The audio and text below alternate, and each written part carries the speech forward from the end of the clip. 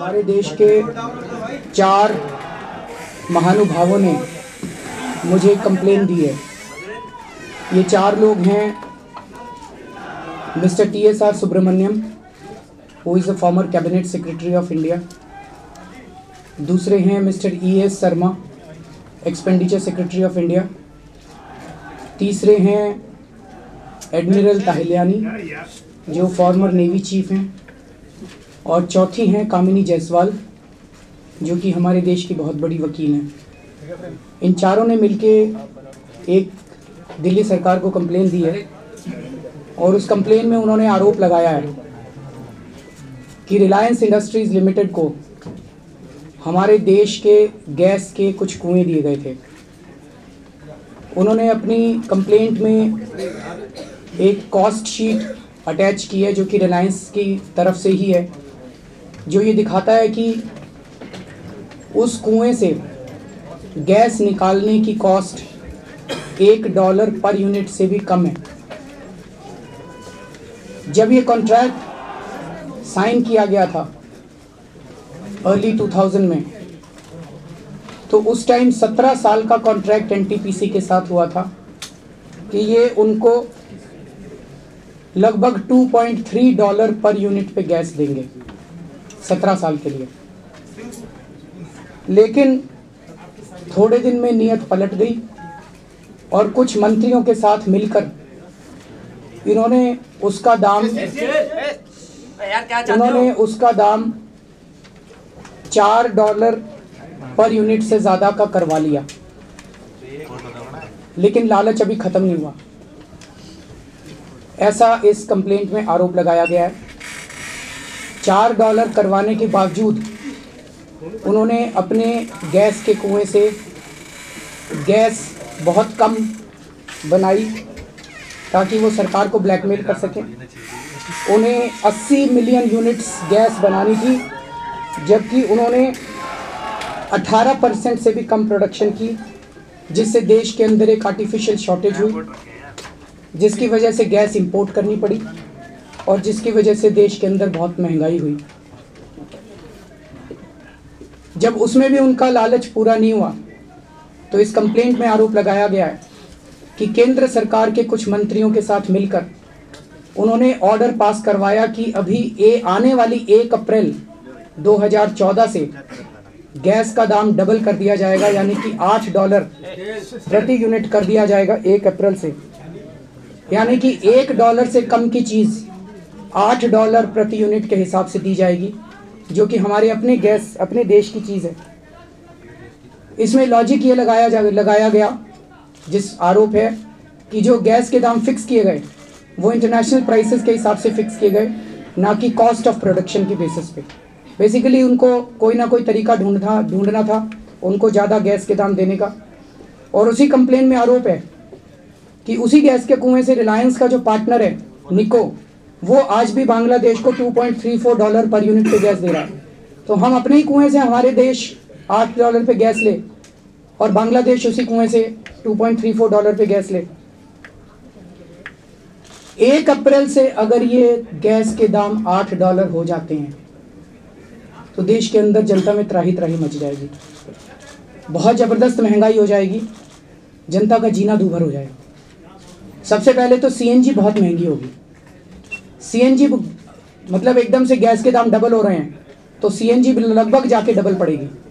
CNG अगर बढ़ गई तो नेचुरली ट्रांसपोर्ट के दाम बढ़ेंगे। यही गैस बिजली कंपनियां इस्तेमाल करती हैं, बिजली के भी दाम बढ़ेंगे। इसी गैस से खाद बनती है, फर्टिलाइज़र बनते हैं, फर्टिलाइज़र बहुत महंगे होंगे और फर्टिलाइज़र महंगे हो गए तो खाने की सारी चीज़ें, गेहूं, चावल, सब्जियां, सब कुछ महंगा होगा। तो एक तरह से 1 अप्रैल से अगर ये $8 गैस हो जाती है तो इसका आप पूरी इकोनॉमी में कितना बड़ा डिस्टेबलाइजिंग इफेक्ट होगा, इसका आप अंदाज़ा लगा सकते हैं। इसी कंप्लेंट में आरोप लगाया गया कि इससे 54,000 करोड़ रुपए प्रति एनम रिलायंस को फ़ायदा होगा और देश को घाटा होगा। इन्हीं कुओं की कुछ सालों की CAG ने ऑडिट की थी। CAG ने अपनी ऑडिट में लिखा है कि समय समय पे सरकार के साथ मिलके जो गड़बड़ियां हुई उसमें रिलायंस को विंडफॉल गेन्स फ्यूचर के 1.25 लाख करोड़ के दिए गए हैं। और आरोप ये लगाया गया है कि चुनाव के जस्ट पहले, कुछ महीने पहले, ये $8 के दाम जो दिए गए। क्या इसका मतलब कि कांग्रेस को कुछ पैसा पहुंचा? इसमें आरोप है कि बाकी विपक्षी पार्टियां चुप हैं, तो क्या विपक्षी पार्टियों को भी पैसा पहुंचा? क्या इसी वजह से कुछ मीडिया वालों को पैसा पहुंचा? तो आज ये कंप्लेंट हमारे पास एंटी करप्शन ब्रांच में आई है और आज हमने एंटी करप्शन ब्रांच को आदेश दिए हैं कि इसमें क्रिमिनल केस फाइल किया जाए। श्री मुरली देवरा के खिलाफ क्रिमिनल केस फाइल किया जा रहा है, श्री वीरप्पा मोइली के खिलाफ एफआईआर दर्ज की जा रही है, श्री वीके सिब्बल जो कि डायरेक्टर जनरल हाइड्रोकार्बन थे उस टाइम, उनके खिलाफ एफआईआर दर्ज की जा रही है, श्री मुकेश अंबानी जी के खिलाफ एफआईआर दर्ज की जा रही है, रिलायंस इंडस्ट्रीज लिमिटेड के खिलाफ एंड अदर्स। इसके साथ ही मैं आज या कल में प्रधानमंत्री जी को चिट्ठी लिखूंगा। Mister Murli Deora, Shri Murli Deora, Shri Veerappa Moily, Shri VK Sibal, Shri Mukesh Ambani and others, Reliance industries limited and others. मैं प्रधानमंत्री जी और मोइली साहब को भी चिट्ठी लिखूंगा और उनसे निवेदन करूंगा, 3 निवेदन करने की चिट्ठी लिखूंगा। एक तो ये कि अगर ये $8 कर दिए गए तो इस देश की जनता में त्राही त्राही मच जाएगी, तो जब तक ये जांच चल रही है तब तक मैं निवेदन करूंगा कि इस ऑर्डर को सस्पेंड में रखा जाए। दूसरा निवेदन मैं करूंगा कि चूंकि एफआईआर दर्ज हो गई है, जांच चल रही है, इसलिए जांच में सभी मिनिस्ट्रीज कोऑपरेट करें। जांच अधिकारी जब जाके उनकी फाइलें मांगेंगे, अगर उन्हें समन करते हैं तो सभी मिनिस्ट्रीज इसमें कोऑपरेट करें। और तीसरा ये कि ये कुएं तो हमारे हैं, अगर रिलायंस इंडस्ट्रीज लिमिटेड और मुकेश अंबानी जी गैस की प्रोडक्शन नहीं कर रहे हैं और आर्टिफिशियल स्केसिटी की जा रही है, तो सरकार इन कुओं को लेके ओएनजीसी या किसी और स्टेट ओन्ड एंटिटी को क्यों नहीं देती है, किसी और को क्यों नहीं दे देती जो कि कुएं चला सकते हैं और गैस प्रोडक्शन कर सकते हैं। हमारा मानना है कि महंगाई हमारे देश के अंदर भ्रष्टाचार की वजह से हो रही है और भ्रष्टाचार के खिलाफ हमें सख्ती से निपटना होगा। और मैं ये लड़ाई जो हमारी है एक तरह से डिसाइसिव बैटल है, निर्णायक बैटल है भ्रष्टाचार के खिलाफ। और भ्रष्टाचार की गंगा सबसे ऊपर से शुरू होती है। जब भी भ्रष्टाचार के खिलाफ कार्रवाई करने की बात आती है तो छोटे छोटे किसी अफसर को पकड़ के बलि का बकरा बना दिया जाता है। हमें अगर एक्शन लेना है तो सबसे ऊपर से एक्शन शुरू करना पड़ेगा। ये लड़ाई मेरी नहीं है, ये लड़ाई हम सब लोगों की है। इसलिए हम देश से, दूसरे राज्यों से भी अच्छे इन्वेस्टर, बिकॉज ये कुछ मामले हैं और आने वाले दिनों में और भी कई बड़े बड़े मामले दर्ज किए जाएंगे, तो हम चाहते हैं कि बहुत अच्छे ईमानदार ऑफिसर्स की इन्वेस्टिगेटिव टीम्स भी तैयार की जाएं दिल्ली के अंदर। हम दिल्ली के एंटी करप्शन ब्रांच में और नई पोस्ट्स क्रिएट कर रहे हैं और मैं चाहता हूं कि देश के अंदर जितने अच्छे इन्वेस्टिगेटिव और पुलिस ऑफिसर्स हैं दूसरे राज्यों में काम कर रहे हैं, अगर वो हमारे साथ काम करना चाहते हैं तो वो भी मुझे लिखें। हम उनकी सरकारों से बात करके उनको दिल्ली बुलाने की कोशिश करेंगे। मैं लेफ्टिनेंट गवर्नर साहब से भी अपील करूंगा, उनकी हमेशा सपोर्ट रही है हमारे हर काम में। मैं उनसे निवेदन करूंगा कि और भी हमें ऑफिसर्स की ज़रूरत है, उन ऑफिसर्स को भी भेजें। Central board of direct taxes से मैंने कुछ ऑफिसर्स मांगे थे, बिकॉज ये सारे रेवेन्यू के मैटर्स हैं, इकोनॉमिक ऑफेंसेस हैं, तो उन्होंने अभी तक उस पर वो नहीं किया। मैं उनसे निवेदन करूंगा कि आज शाम तक उन ऑफिसर्स को रिलीव कर दें जिन ऑफिसर्स की हमने मांग की हैं। हम ये जानते हैं कि देश में कुछ टीवी चैनल्स ऐसे हैं जिन पे मुकेश अंबानी जी का डायरेक्ट पैसा लगा हुआ है, उनकी मजबूरी है।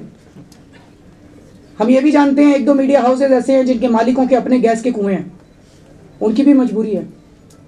आने वाले दिनों में वो हमारे खिलाफ भी दिखाएंगे या हो सकता है हमें ब्लैकआउट कर दें। लेकिन जिनके अंदर मुकेश अंबानी जी का पैसा नहीं लगा हुआ और जिनके अपने गैस के कुएं नहीं हैं, उनसे हम निवेदन करेंगे कि वो जनता के साथ खड़े हो जाएं।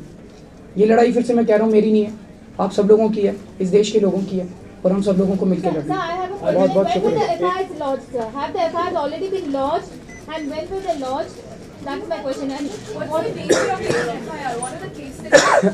I have briefly told you the cases since investigation is on. I have directed the anti-corruption branch. FIRs are being launched right now. It's going on the process. They are being launched right now. हर चीज के लिए उपराज्यपाल पर निर्भर रहिए। इस तरह की खबरें हैं कि उपराज्यपाल भी रिलायंस में काम कर चुके हैं, उन्होंने लंबा कैरियर उसमें रिलायंस के साथ बिताया। आपका निष्पक्ष आप कह रहे हैं कि दिल्ली के उपराज्यपाल रिलायंस में काम कर चुके हैं? इस तरह की खबरें आई थी कि वो लंबे समय से लंदन में भी रहे और दिल्ली में जामिया मिलिया के चांसलर बनने से पहले भी वो रिलायंस के साथ जुड़े। अच्छा, मुझे इसका आइडिया नहीं है। एक मिनट, हाँ, नहीं, जुरिस्डिक्शन है। हाँ, दिल्ली सरकार का, ACB का और CBI का कंकरेंट जुरिस्डिक्शन है दिल्ली के अंदर। Thank you so much.